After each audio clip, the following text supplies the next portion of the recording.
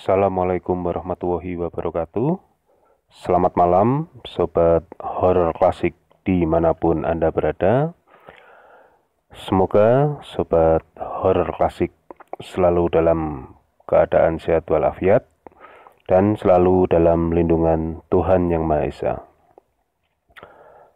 Pada malam hari ini saya akan membawakan cerita yang mungkin cukup unik, yaitu tentang keberadaan hantu di tempat ibadah. Nah, mungkin terasa atau terdengar cukup janggal ya dan aneh. Bagaimana mungkin di tempat ibadah ada gangguan dari hantu atau bangsa-bangsa jin. Namun itulah yang pernah dialami oleh seorang marbot dengan nama Mas Ridwan, yang kisahnya akan saya sampaikan pada malam hari ini. Namun sebelum saya memulai cerita ini, izinkan pertama-tama saya mengucapkan terima kasih sebesar-besarnya kepada Sobat Horor Klasik yang sudah berkunjung, sudah menikmati cerita-cerita yang ada di channel Horor Klasik.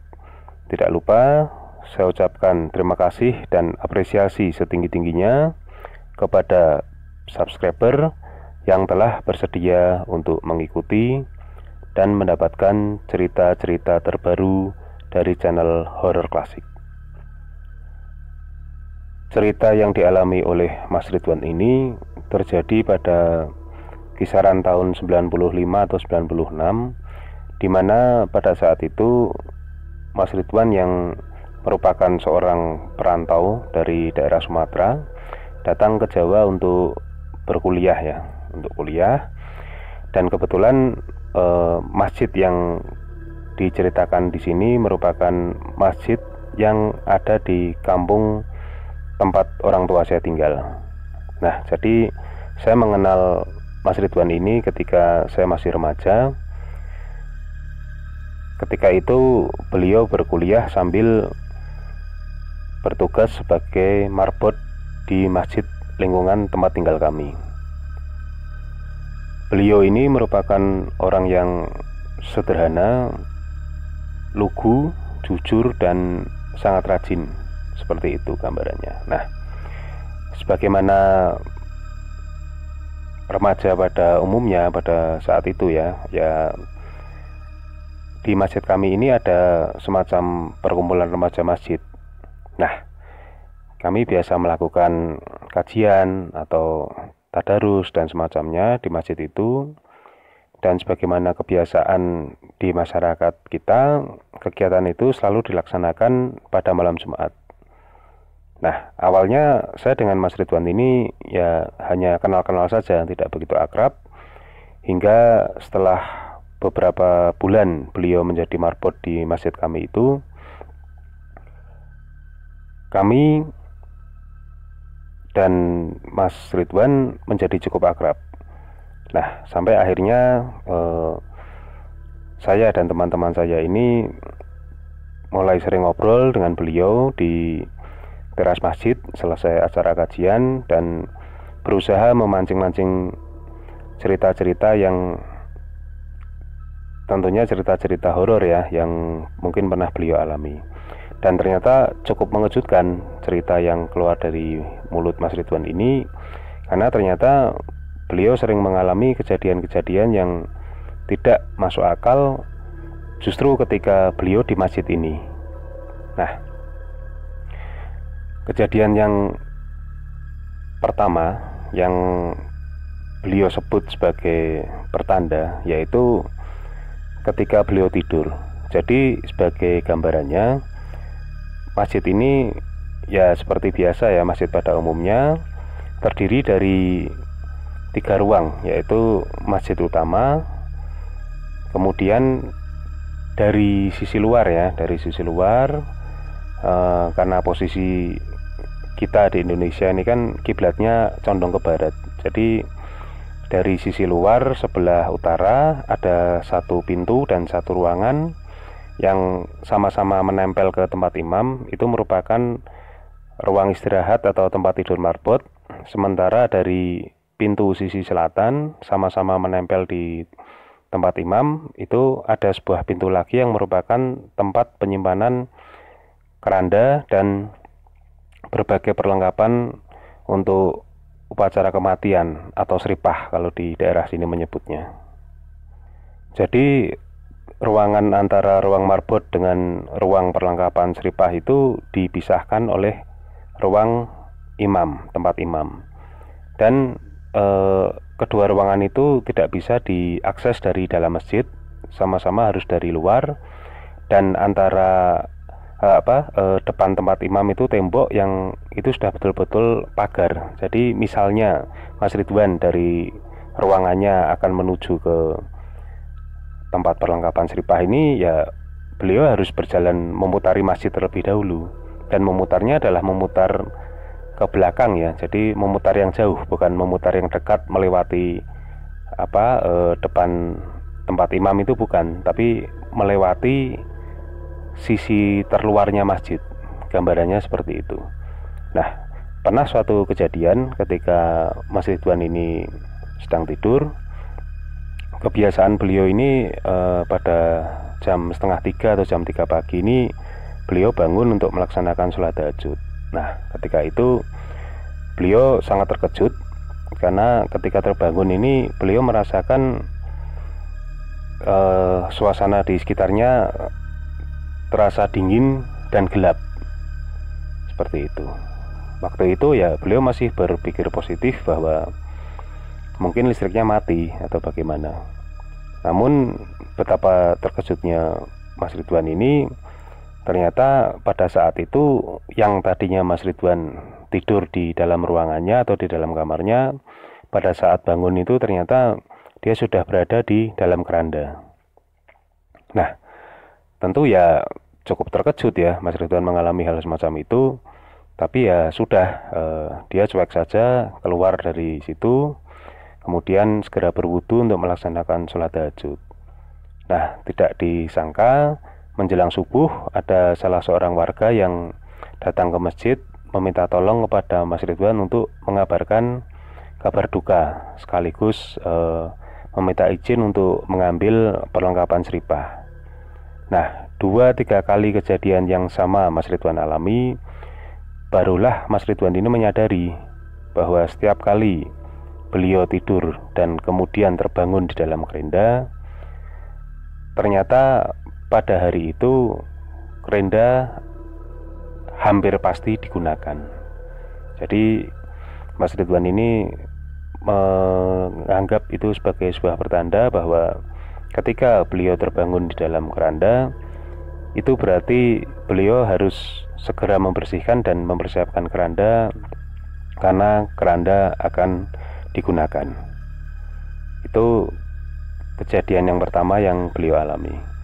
Nah, kejadian yang kedua beliau alami justru di dalam masjid ketika beliau sedang melaksanakan sholat malam atau sholat tahajud. Nah, sebagaimana gambaran yang tadi saya sampaikan, bahwa setiap jam 2:30 atau jam 3 pagi Mas Ridwan ini pasti selalu terbangun untuk melaksanakan sholat tahajud. Dan karena memang sudah kesepakatan dari takmir dan warga bahwa bila masjid tidak dalam keadaan aktivitas sholat wajib, sholat Jumat, ataupun acara pengajian dan semacamnya, maka seluruh sound system dan lampu masjid dimatikan. Lampu dalam maksud saya ya. Nah, otomatis ya Mas Ridwan ini kalau sholat di dalam masjid dalam kondisi lampu yang gelap, seperti itu. Beberapa bulan pertama beliau melaksanakan sholat malam di masjid itu tidak ada masalah. Namun setelah kejadian keranda itu, ada satu kejadian yang membuat beliau ini ya cukup bergetar juga. Tepat ketika beliau selesai melaksanakan sholat malamnya dan sedang berzikir, tiba-tiba di depan beliau ini melintas sebuah semacam kain putih ya, dengan sangat cepat di depan beliau. Nah, itu kejadian pertama. Tentunya ya namanya orang, tetap saja Mas Ridwan ini cukup kaget dan refleks menoleh ke kanan kiri, namun tidak ada apapun yang bisa dilihatnya. Nah, selang beberapa hari ketika sedang melaksanakan sholat malam kembali, di sela-sela zikirnya Mas Ridwan ini mendengar seperti sesuatu benda yang terjatuh dari atas dan kemudian menggelinding. Karena Mas Ridwan ini memiliki kebiasaan kalau berzikir memejamkan mata, ya spontan dia ini membuka matanya dan mencari sumber suara. Ternyata apa yang dilihatnya, tepat di depan Mas Ridwan, di atas karpet sajadah itu terdapat satu kepala yang tersenyum meringis ke arahnya. Namun Mas Ridwan rupanya sudah cukup kebal dan akhirnya dia cuek saja sambil meneruskan zikirnya dan terus menatap kepala tersebut. Nah, mungkin memang betul apa yang dikatakan oleh orang-orang bahwa ketika manusia dalam kondisi berani menghadapi hal-hal semacam itu, bangsa jin atau hantu itu ternyata juga pada akhirnya akan kalah. Dan itulah yang terjadi. Setelah mereka saling memandang antara Mas Ridwan dengan kepala atau yang biasa disebut geludung pringis ya kalau di sini, itu akhirnya sekitar 5 menit kepala itu pun menghilang. Nah, kejadian yang terakhir yang beliau alami di dalam masjid, karena lama-lama beliau ini mungkin merasa kesepian atau bagaimana, beliau ini memutuskan melaksanakan sholat malamnya dengan mendohirkan bacaan atau mengeraskan bacaan seperti itu.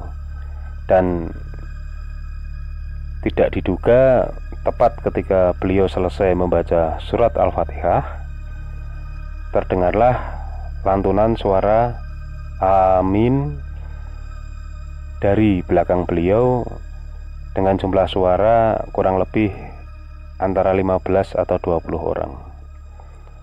Ya, itu tadi cerita dari seorang marbot masjid di lingkungan tempat tinggal saya zaman dahulu yang bernama Mas Ridwan.